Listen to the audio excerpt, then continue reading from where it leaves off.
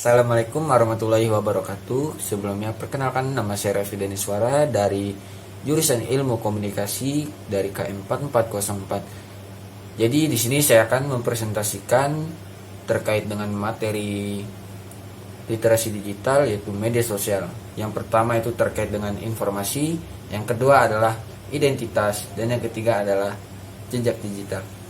Jadi bahasan kita yang pertama yaitu terkait dengan informasi di media sosial. Nah, dengan adanya media sosial sekarang, kita dapat mencari informasi dan menyampaikan sebuah informasi yang kita inginkan kepada khalayak umum. Nah, dengan kemudahan tersebut, ada saja orang yang memanfaatkannya atau dengan niat jahat. Nah, mereka menyebarkan berita bohong atau berita hoax demi kepentingan mereka sendiri. Nah, jika dilihat data hoax di Indonesia, terdapat sekitar 800.000 situs penyebar hoax dengan jumlah 1.638 jumlah hoax yang beredar di atau tepatnya pada bulan Maret 2020 hingga Juni 2021. Nah, dari berita hoax yang beredar tersebut, sekitar 30 hingga 60% masyarakat terpapar hoax tersebut atau percaya terhadap berita tersebut. Namun, sekitar 21% mereka membacanya terlebih dahulu sehingga mereka tahu bahwa berita tersebut adalah berita tidak benar. Kemudian, isu-isu apa aja sih yang beredar di Indonesia ini? Yang pertama yaitu isu hoax yang beredar adalah politik. Nah, politik ini sangat besar, sekitar 91,8%. Kemudian terkait dengan agama. Agama ini sekitar 88,6%. Kemudian terkait dengan kesehatan sekitar 41%. Nah, data tersebut diambil dari Republika Profektik. Nah, sudah dengarkan data hoax yang beredar di Indonesia? Sangat banyak, bukan? Nah, maka dari itu di sini saya akan memberitahu kalian semua jenis-jenis dari hoax agar kita semua dapat mengetahui, mengidentifikasi apakah berita yang kita baca itu adalah berita yang memang sesuai fakta atau memang berita hoax. Jadi ada 4 jenis hoax yang akan saya sampaikan di sini. Yang pertama adalah satire. Satire merupakan sindiran atau kritik. Memang ini tidak berbahaya, namun jika dianggap benar, ini juga dapat menyesatkan kita.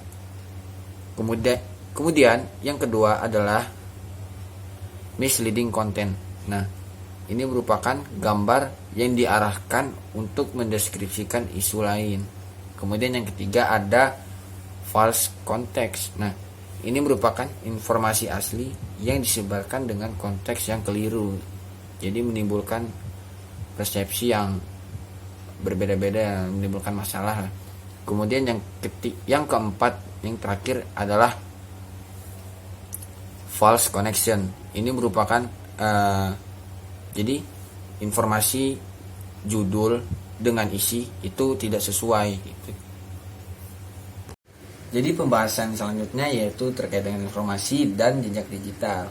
Nah, informasi merupakan cerminan diri dari seseorang, yaitu terkait dengan keluarga, kemudian budaya, gender, etnis, dan cara seseorang bersosialisasi. Nah, sekarang ini identitas sendiri bisa kita lihat melalui media sosial, gitu, identitas seseorang. Karena media sosial ini sekarang biasanya sudah menjadi representasi diri dari seseorang itu. Nah, selanjutnya dari penggunaan media sosial ini tentunya terdapat jejak digital kan. Nah, kalian pasti tahu dong apa itu jejak digital. Jadi jejak digital itu adalah seperti ketika kita memposting sesuatu ke media sosial, itu merupakan jejak digital. Kita mencari informasi atau dari pencarian Google itu merupakan jejak digital. Terus pencarian di YouTube itu merupakan jejak digital. Dan juga ketika kita memposting informasi pribadi kita itu merupakan juga jejak digital. Nah, tahu nggak sih kalian, dari jejak digital yang kita lakukan itu terdapat potensi negatif loh. Nah, potensi negatifnya itu apa? Yang pertama terkait dengan data pribadi, data akun seperti email dan password.